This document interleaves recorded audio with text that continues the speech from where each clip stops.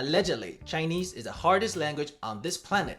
But Zach, is Chinese really that difficult to learn? It's true. Even the US State Department says that Chinese requires 88 weeks or 2,200 hours of classroom time to learn. But is it as hard as people think it is? If you're even just a little bit interested in learning the language, stay tuned and make sure to watch till the end. Here are 3 compelling reasons why we think Chinese is easier than you'd expect.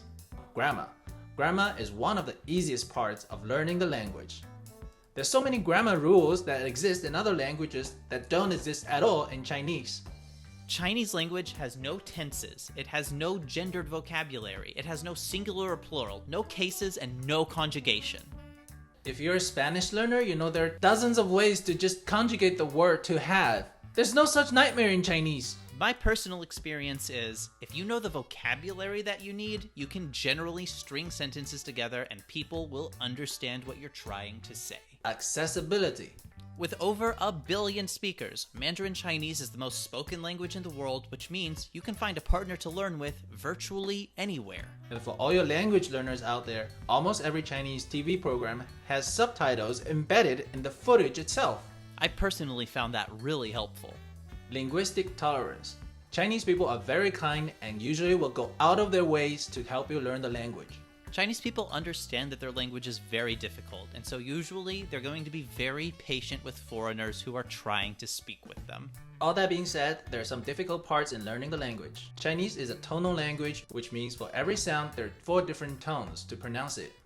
For example, ma, ma, ma, ma can all mean very different things. Overall, this can seem really difficult, and it is. But if you're a beginner, I really recommend spending time learning your tones. It will pay off big time. Characters. Basically, they're not like letters, they're more like words. For each character, it can represent a concept, sometimes concrete, sometimes more abstract. This also can seem overwhelming at first, but the more you learn, the more intuitively you understand the language. Last but not least, one of the most difficult parts of learning Chinese is the depth of the language. Chinese language is like Go. It's kind of simple to learn at first, but extremely difficult to master. Difficult to master even for the native speakers, because the language does carry 5,000 years of civilization. And ancient Chinese literature had always been my least favorite subject. But it's easy to get by on a daily basis. Remember, language learning isn't about the destination, it's about the journey. Have you started learning Chinese, or have you thought about starting?